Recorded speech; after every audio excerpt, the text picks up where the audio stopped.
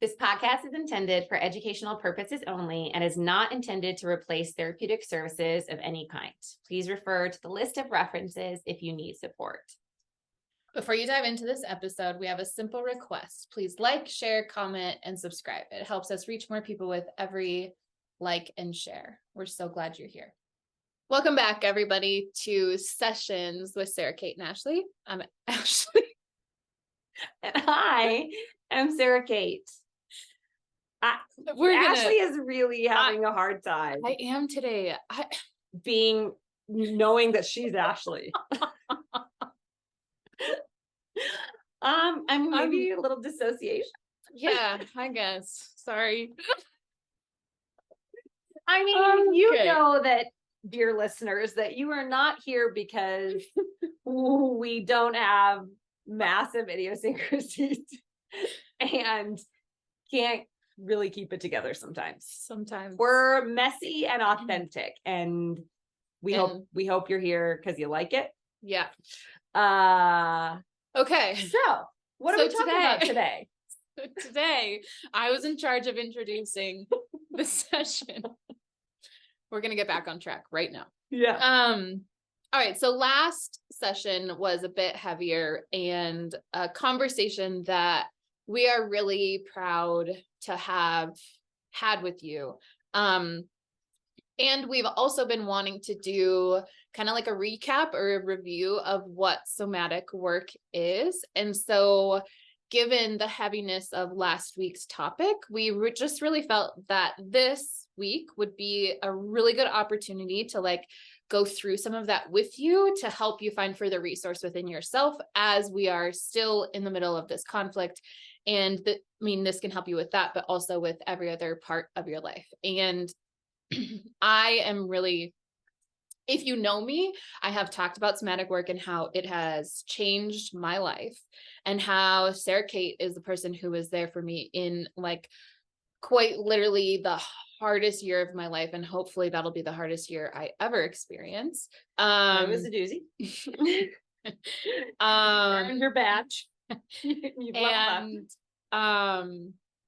Yeah. And I just remember walking into her tent. She was the girl in the tent at the time. She had her therapy tent. It was a sturdy canvas tent. It was not a camping 2-person tent. Right. It was but it was set up. We had a it was really lovely. Wood burning stove. I mean, you were sitting. Magical. Yeah, it was really magical. Anyways, every time I walked into there, it was pretty much instant burst into tears because I had to tell her about the next rather large trauma that had happened. And it was you just can't make that shit up. Anyways, all that to say, this work has changed my life, and I will forever be grateful to Sara Cate for helping me through that. And I think it's just, I got tears in my eyes. My nose is tingling like I'm about to cry, but I'm not gonna. Yeah, right. I'm is that true? But anyway, so I feel really blessed to have her here to be by my side through it all and to also offer us a little bit more of a glimpse into the somatic world. She's going to walk us through an exercise. And so I think before we do the exercise, let's review somatic work and all of that. And just a side note, everything that she's about to talk about will be in the show notes. There's a PDF that she has created for us that you can download and use. So everything she's referencing, you'll have, or you can download it, access the physical copy of it. So before we start, just know that you don't have to race and try to write everything down. Okay. So yeah, the heck. Sara Cate, it's somatic. Thank you for all those very kind words. I am trying to receive them. It makes me real tense. Yeah, you totally scooted away from me. I'm literally trying to exit this. Literally leaning away. It's something I am trying to work on, is receiving. Yeah. It's hard. Talking about body sensations. It's that one is uncomfortable for me, really being able to receive care and support from somebody else. is something I'm working on. So what happens in my body specifically when we say somatics, I'm talking about soma means anything in relationship to the body separate from the psyche and our mind. Really, it's like how our physiological system, how the way that we feel things, right? The racing of our heart, the dropping of our stomach, the saliva leaving our mouth, how our body reacts to what we're feeling emotionally, mentally, those kinds of things. So it's the study of that. It's really working with that. And so in my practice, as I have shared before, I do somatic therapy. So the body, your body is 100% a part of the conversation, even if it's just, I can't feel that in my body, right? And so my work is to help. The way, how I describe it is people will come to me. By the time they find me, they've probably done some therapy. It's not a requirement, but they probably have done some cognitive behavioral therapy sitch, right? And they'll say, I know, right? Like my mind knows what my triggers are. My brain can understand what happened to me. I can look at the historical trauma experience of my life or my developmental trauma or whatever it might be. I can look at the chronological series of events that have led me to this moment. And so I can see why I have the behaviors that I have the patterns that I have, but I don't feel any different. I can know what I shouldn't do or what I don't want. And yet I'm still, I can't help but do the same things. I can't help but feel the same things. I'm not feeling anything different. And that's where my work comes in. That's where somatic work really starts to help us understand our sensations and our internal world to then help change the behaviors and the thought patterns and those processes even more. It actually, what we like to say is the thought and the knowing becomes embodied, right? And then we can act differently because our body is feeling something different and it isn't just doing the same thing. Because our bodies do not speak the same language as our brain. Our brain likes to create stories and it likes to create concepts and frameworks. And our bodies are like, cool, I'm just going to make you really nauseous right now because something's happening that is dysregulating us, right? And it doesn't care about why or who's standing in front of us, and why this work is so impactful, right? Is because oftentimes people who have anxiety attacks or panic attacks, maybe the threat is not what you would think would be something that is activating and triggering you, but you've probably had a series of events leading up to that panic attack or the anxiety attack that have been dysregulating you over a degree of time. And our work is not necessarily to say, we're just going to do everything so we don't have anxiety attacks anymore. It's to say, when can I actually track back to when my body started feeling triggered? Like the most basic level, right? Because that's where we then develop our power. Because then we can say, wow, I'm actually starting to get activated. I need to cancel some of my plans for the rest of this week. I'm starting to get activated. I'm actually not going to do that meeting on Friday because this is Tuesday and I'm starting to feel wound up. And if I let this continue until Friday, I'm going to be no good, right? Like I'm going to be too triggered. I'm going to be too upset. I'm going to be too anxious. So, and yes, okay, not all of us always have the power to do that and change our lives and our schedules. However, when we start to pay attention to the sensations and we start to understand and learn them, we can better facilitate the care that we need in simple ways, right? Yeah. Not even in big colossal ways, but like in really simple, subtle shifts. So that's what somatic therapy helps us do. Totally. And, like as she's talking about like, okay, we might not all be able to, like she said, like cancel our plans on Friday if we start to feel it on Tuesday. What the work has done for me is it's allowed me to say like, okay, for example, this meeting on Friday, I start feeling this way on Tuesday, this meeting on Friday, I actually can't, or it would cause a lot of other turmoil if I cancel this meeting, or it's just not something that I have the flexibility in shifting. But what it then allows me to do is identify how I need to care for myself so that I can show up in the meeting the way I want to. And there's likely something else or somewhere else along the line that I can shift or make sure, that Thursday night that I'm like spending a little bit more time caring for myself. I'm prepping for the meeting in a different way. I'm coming off of the meeting in a different way, right? Like I'm like kind of just like giving myself some extra time after the meeting to like bring myself back into a space of caring for myself. So like she said, this work is like amazing for so many reasons, but that's been one of the most beneficial things for me, is understanding how I need to care for myself during different situations. Yeah. I think that's a really important point, Ashley, is to really name that, like, as you start to do this work, it doesn't actually mean that we can change the anxiety attack or the panic attack or the feelings. Right. It's just, how do we figure out how to support ourselves on the front of it, on the back of it, while it's happening. And I used to have like so much shame of like, I shouldn't be feeling anxious, or like, why are you doing this again? Or like, why, which breeds it. Exactly. Exactly. I need to, because what historically, like when someone says you should calm down, who has that ever worked on? Well, yeah. Someone tells me to calm down. Yeah. Woo, the lid is going to come off. Yeah. Well, yeah. Yeah. So yes, to Ashley's point, it's then how you can hold yourself differently afterwards. Too. Right. That nurturing. Okay. So what are the things that we pay attention to, Sara Cate? Great question. Sensations and feelings. Ashley? Are they the same? Ashley, those, okay, yeah, you're right. Great. Emotions, feelings, and sensations. What our society has taught us to do, and even like some of the psychological foundations and principles that we've adhered to for a long time, tell us that when we say I'm feeling anxious, that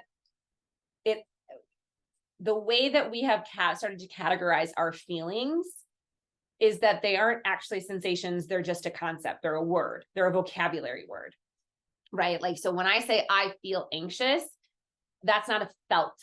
That's not me actually describing how I feel. It's sensation wise in my actual body. Anxious is the vehicle that our sensations are living in. So we have an emotion, scared, worried, okay? How we feel that is the sensation. So that's how we kind of try to break this down, rather than saying, I feel anxious. That's a way for us to detach from it, right? It's a way for us to just bring it up here into the cognitive channel. And I can say, well, I just feel anxious, so therefore I don't have to actually talk about what's going on in my body. Because when we add to what we were saying, when we talk about how we feel anxiety, when we start to feel maybe that drop in our stomach, which is a sensation, right? Or the racing of our heart. When I feel like my heart is beating really fast, I'm feeling that viscerally. It's a sensation that I am experiencing. Or I can feel the shallow nature of my breath, right? That's feeling something. If we start to pay attention to those cues, those sensations in our body, then we can actually more accurately describe, okay, this thing that I'm doing right now, my body is doing this, which I know means that my anxiety is clicking up. My anxiety is coming in. But when I just say, I'm feeling anxious, it's easy for us to explain it away. It's easier for us to just be like, oh, well, I'm anxious, rather than being like, wow, okay, hold on. I'm really paying attention to the fact that like, I don't have any saliva in my mouth. I'm having a hard time swallowing. I'm feeling this constriction in my esophagus. Like, it's hard for me to get breath into my lungs right now. They feel like something's heavy is sitting on my chest, right? That is really uncomfortable for us to acknowledge sometimes, because it doesn't feel good to feel a constriction in our esophagus, or that something's sitting on our chest. Like, those are really hard things to deal with. And yet, when we start to notice that earlier and earlier and earlier, we get to slowly start to adjust the environments, the things that we're engaging with, the people that we might be around sooner. And so maybe we don't have to get to such an intensity. But what we've been acculturated to do is just explain it away. Just say, I'm feeling angry. Okay, move on. But that is bypassing us from actually feeling what anger is like in our body, which oftentimes, if we actually feel something, Ashley and I were just talking about this in the last one, that there was so much charge around that conversation, and yet we had to feel it. We had to feel it so it could pass. We had to feel that charge so it could complete, so we could come to the conversation in a different way. But if we didn't give ourselves permission to feel that heaviness, that scare, that feeling of being really scared, or like, for me, it's a tension in my jaw when I get scared, that not allowing that to be true and bypassing that is just going to like become a pressure cooker in your body. And then that's when we have the anxiety attack. And then that's when we have the panic attack, or that's when we have the rage moment, right? Where we do and say things we don't want to do because we're actually not allowing our anger to do what it needs to do at a certain point, which is like, I'm just feeling so much heat in my face. I'm feeling this scratchiness in my stomach. What is going on? Oh, I'm really angry that this person is doing this thing. Shit, I need to set a boundary here. Right? Anger can look that way if we give permission to slow it down and be like, okay, body, what are you telling me? And that's the difference between just the emotion of anger and feeling our anger. And so this kind of work helps us start to find that path of like, okay, if I can name cognitively that this is anger, then I can see how I'm feeling, or vice versa. Wow, I'm feeling this like heat in my face and this tension in my chest. Oh shit, this is my anger. Okay, what do I need to adjust here? Right? Our body gives us that map. So, how do we break that down? So, emotion, feeling, sensation. Those are three, and they're in the chart there. The emotion is the cognitive concept of what you are feeling in sensation in your body. From, again, now this is all what I'm going to share as far as like the categories and go. These are just things that I have in my work found to be useful. This is not, this is pulling from my trauma sensitive yoga background, my somatic experiencing background, my mental health training, all of these things, my years as a yoga teacher, all of this is coming through all of these different channels. And I've kind of distilled it down into these categories that hopefully maybe you find to be useful and supportive, you know, because for me, we have to develop a language around what we're feeling in our bodies. And it's hard to do because, again, it doesn't really fit in boxes. And it is really hard to like distill down into a very like logical cognitive concept. That's why it's very scary to people. It's a very subjective world to go into sensation. Yeah. So the concepts or the categories, and rather than me just list them off, I think it might be fun. Fun. I don't know if that's the right word to describe. Are you going to put me through a thing? Yeah. I was like, I have this fun idea to walk Ashley through something. Yeah, let's do it. Okay, so rather than just like logically try to explain all of this, let's go through an experience. So Ashley and I did something similar to this. The first time we worked with somatic work was I kind of put her through a tracking session. So we're going to do the same kind of thing. So I'm going to invite you, Ashley, okay, to shake it out. No, this makes me very excited. Really, I'm like, let's do it. Let's effing go. Because I don't know what's going to come up, and it's going to be great. That's what I know. Okay. So Ashley is aware, just remember this, that if you are new to this work, sometimes you can get one category, sometimes you can get all seven. Yes. It is where you are at and what the emotion is and how you actually have access to the emotion that you're trying to describe, because something might have been tucked away and hidden deep down in your body for years. And it might be very hard to actually locate or explore what it is. So when you start doing this work, the invitation is always is to kind of start with the easier ones, right? Like maybe it's just like hope or, something light, like, oh, I'm excited to go to this friend's birthday celebration. Okay, great. Explore what that feels like in your body, right? Go with the lighter ones. But for the purpose of this exercise, Ashley gets to choose. So I don't know where we're going to go.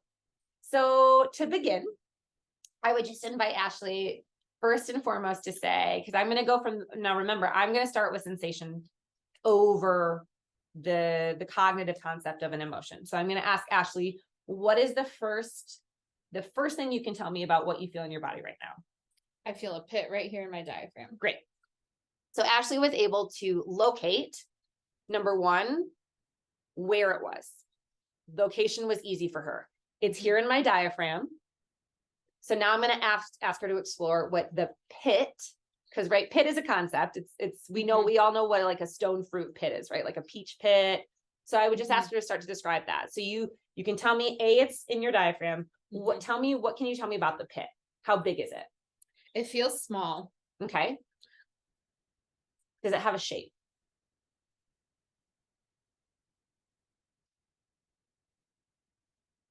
It's round, but it doesn't have like defined edges. It's like kind of a jagged edge. Beautiful. So she was also able to tell me the shape of it, the size of it. So those are two more categories that we have. We have location, shape, size in this. And it's dark. Color. Would you, and she also was able to say a little bit in the texture category also that like it doesn't have defined edges, right? Because defined edges might say that it's actually got this shape to it that you can feel the edges, but she's saying it's a little bit more, would you say blurred? Okay, so it's a little bit more blurred. So there's also kind of a texture to it. It's not going to be super hard or rigid. It's going to be a little bit more blurred. And I feel nauseous. Yeah, okay, so let's slow down just a little bit. So let's come back. So here's also what we can do with this. We don't have to go all the way in right now. So Ashley's going to probably notice the floor below you, kind of coming up to meet your body. Notice the chair on your back. Perhaps, you just give yourself a little bit of space to recognize other experiences that are happening around you. So like the sound of the water over here, sound of my voice, the temperature in the room. What do you notice about your nausea now? It's less. Okay. How is it changing? It's like coming more to the front of my body. Okay. I feel like the nausea is less, it's like less severe or less intense. And I feel like it's more that like pit feeling is more like centralized. Okay. To the front and like very pinpoint right here. Okay. So you can locate that on the front of your body. What can you tell me about the back of your body?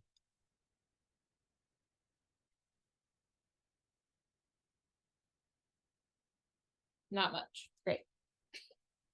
That's good. Would you say it's more neutral? Yeah. Okay. Perfect. So when you're doing this work, just like that, if something starts to get a little bit too overwhelming, so like the nausea can be a sign of like, this is just a little bit too much right now. My system's a little overwhelmed by this. It's just a sweet little reminder from your body to be like, hold on, not yet. Too much right now. Right. And so noticing the back side of her body, it was neutral. So being able to bring your attention somewhere else in your body where that experience is less. Maybe there is even a degree of just like ease, or what I liked that Ashley gave me is just kind of neutral. There's not much going on there, right? We don't want to go, we don't have to stay with the discomfort the whole time. That's another part of this, is exploring that concept or that emotion, and also recognizing there are other things happening in your body at the same time. And you'll see that there's a dual tracking exercise in the sheets in the show notes, where it helps you kind of pay attention to alternative sensations or experiences in your body. And I do want to go back again, because we have location, inner diaphragm, size, small, texture, kind of like blurred edges. It's now more centralized, so it kind of moved. That's another thing that we also try to track, is how does it kind of move, right?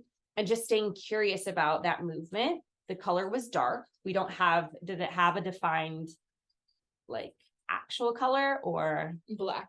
It's black. Okay. And what was the other thing that we had said about it? Texture, size, location, shape. Then we got some movement. So there's all of these categories, right, that she was able to describe. And then we were also able to bring some attention to her back body, which just says it's more neutral. There's not a ton going on. What do you notice now about it? Well, my breathing is much better. Mm-hmm. Yeah, she was having to really control her breath, which comes with that nausea, that overwhelm, right? Yeah, that I feel much, it's like, I can sense it. It's still there. That like pit feeling, that like dark space. Mm-hmm. It doesn't feel like it is overriding everything else, is how I would describe it now. So now it's in like relationship to everything else going on. Yeah. It's not taking him. Yes. Right. It's not. Okay. Yeah. Correct. I feel like when the nausea came and I was like, it was overwhelming. Everything. Yeah. Mm-hmm. Right. And so watching that, again, we're not even talking here about what this emotion is. We're not going to create a story about why this pit is here. Mm-hmm. There's obviously a reason. I'm sure there is a story behind it. There almost 100% of the time is, and we can get somewhere with that. But our work is to help that dissipate a little bit or shift or change a little bit and to stay curious about that rather than throw it into an emotional category and be like, yep, okay, this is just my anger, period. Mm-hmm. Now I'm done with it. Nope. We're actually like giving the sensation permission to exist, to do something. Now I have curiosities as to what it is, seeing that we just had a really heavy conversation about the war in Palestine and Israel. If you haven't listened to our last session, there's a lot going on. So I have curiosities around all of that. Why there's a pit in Ashley's body matters less to me than how she is able to kind of work with it and feel it change or feel it settle or just even acknowledge it, give it permission to exist, right? Because we're just like to allow for, and some of emotions coming up, right? Because we're working with something that actually is in her body. So I'm curious if you'd be open to name maybe what's happening. I think the emotion is coming from the permission. When she said permission, I was like, well, there it is. The permission for what? To show. Yeah. To acknowledge that this is in your body. Right. That this does exist. It was like it's okay. Yeah. Yeah. And we're not shaming it. We're not changing it. We're not saying, don't get out of here. We're just saying, okay, I'm feeling this thing right now. And it doesn't actually matter what it is. It's just, this is real. I'm having a feeling. Yeah. That just totally like gave it so much like release. Like it is different now. Yeah.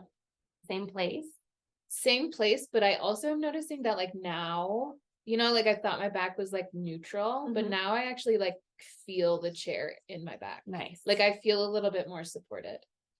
It sounds like you're actually kind of in your body now. Yeah. Like you can feel the front, you can feel the back. Yeah. We would consider that more integrated, right? Yeah. When we feel like we're actually able to be in our body, that is some integration. So paying attention, I'm going to still track you while we're doing this, but paying attention to what you feel and trying to stay away from story when you're exploring these things, right? Because this thing needed to move through Ashley's body. She was holding something. We can make all of these statements about what just happened. An emotion was allowed to complete. Good, cool. That's great.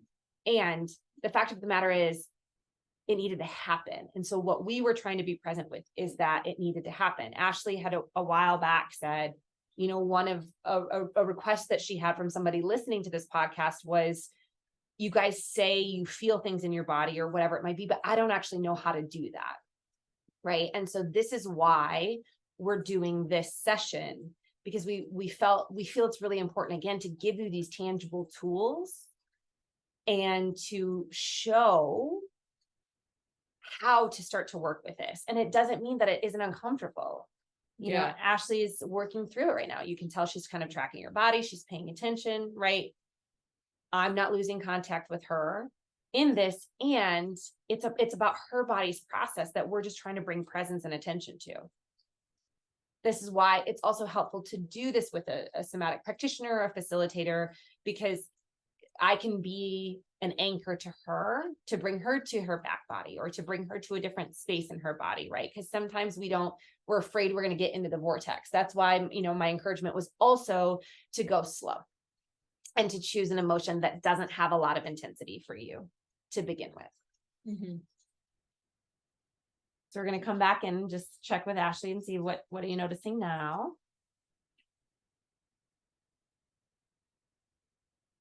In terms of this, the pit, she's pointing at her stomach. I don't necessarily, I don't notice the pit. What's different? Yeah. So before it was like, you know, like the blurred edges or whatever, but it felt very confined and like trapped maybe. And now I just feel like, okay, there's like been space opened up again. I just feel better. I did not pay her to have that be the process. No, but I truly, like, I feel like I feel relief. I feel a sense of like, truly, like, I didn't know how much I wasn't feeling my back until I'm now like, oh, the chair is literally holding me up, which sounds like so like, duh, it's just right behind you. But like, I felt like I was like holding myself away from the chair kind of. And now I'm just like, okay, I can rest. Like I can, it feels easier to exist in space right now. Yeah. And if you like, I'm noticing that her breath, when she takes a full inhalation and a full exhalation, right? Before it was kind of getting caught a little bit in her body. And now there's like this kind of like actual, again, that inhaling, exhaling, right? We would consider that a cycle. It has a rhythm to it. So, you know, what happened just here is a really beautiful explanation of the process. This isn't necessarily what always happens, you know, and giving yourself permission to explore that of like, okay, when I'm feeling grateful about something, right? Like, oh, wow, I'm feeling this gratitude for this person because they really supported me. Notice that. Is it a warmth in your chest? Does it move up? Is it a widening of your heart? Do you feel a settling in your shoulders? It can be just those little tiny explorations to begin with, right? Of just like, what do I actually notice sensation wise? Where is it? Does it have a shape? Does it have a movement? Does it have a texture, a color, a temperature, whatever it might be, right? To use those categories to kind of help you go towards sensation, to explore. Because again, this wasn't about Ashley being able to necessarily, at some point we would get to a process of like naming, okay, why do we think that was there? And like, okay, what is this connected to? But for right now, her body just needed to do that. So it has more space, because now there's an availability to have a conversation about why it's there when she's not in so much constriction with the sensation. So if you have interest in this, if you want to explore your body a little bit more, you know, we're going to continue to do these sessions, and there will be these little nudges within the sessions to say, hey, notice right now what you're feeling in your body. I think you've heard us say, like, are you having resistance? I know in the sex and pleasure episode, we were like, do you feel your body having resistance to this? How is that true? Those are those invitations that we're trying to kind of bring you into a greater conversation with your own sensational world. Like what's happening inside of your body in that? Because we can say something, I'm having resistance to that. How do you actually know that?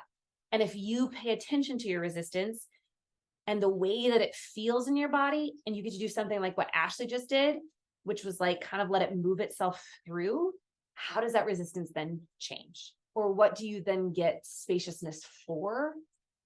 Because you gave permission for that feeling to be real. Yeah.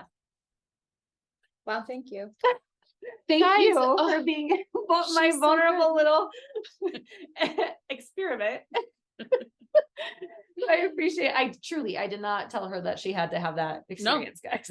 She didn't. That was news to me that that's what we were going to do. Yeah, I did not. I didn't know. But I mean, you also probably knew that I was going to be like, okay with it. Cause pretty open. I'm a very open. I think she likes to, there's a part of her that enjoys exploring her body. Yes. But that is her for body sure. in a safe way, right? Like Yeah, she knew I was an anchor here to help her walk through that. And that's why, unless you're working with somebody, you know, being careful about the things that you go towards while you're starting this work. If you have a somatic practitioner, or if you have a therapist, even, you can bring this information to them and they can support you, you know, in that process. Yeah. I am very much into exploring my body, and I want to know as much as I can about my body. And I'm very protective of who I let teach me about my body. And who I let instruct movement within myself, who I share a space like what I just shared with Sara Cate with. And I will always, always, always, without fault, relentlessly advocate for myself in those situations, because I have been placed in situations where I wasn't safe and expected to divulge information that I was not okay with. And then what it does is it creates just so much more unrest. And so this is not, obviously you guys know that I know Sara Cate very well. And so I wouldn't have done that with just anyone. And I encourage all of you to, and this is what I work with my clients with a lot. And so if you need more support in this, like, I got you, because if you are not willing to advocate for yourself, nobody's going to do it for you. That's the unfortunate part about this world, is that you have to do it yourself. And so as you move through this, having a safe person to do it with is the key, or it's not going to be good. Yeah. And we also recognize that not everybody has the ability to access support and care. So, you know, there are a lot of free resources in our show notes. Please look at those. And there are a lot of programs out there. And again, if you want connection to some of those, please let us know. We can help you access those, but it shouldn't be something that prevents, you know, that's why we created this platform, to start to have these conversations, to actually give tools that you can utilize, because it shouldn't be saved for people who can afford to go see a somatic therapist or whatever it might be. So like, if that is a barrier for you, please, you know, start to put these tools into play in little bits and pieces. And then, you know, we can help you also secure some other resources. Which is why Sara Cate so graciously has shared this file with us so that you have it in front of you to use. And this is, you know, one of the main reasons we're doing this podcast, is so that people have access. People who don't normally have access, which, speaking of that, is why please share this with people who you think might find benefit from it, because we are very well aware that not everybody has access, and it is our goal to get it to the people who need it. So please share, like, subscribe. All of that helps this be spread. Take care of yourself. Go gently, compassionately into this work, and know that we're here.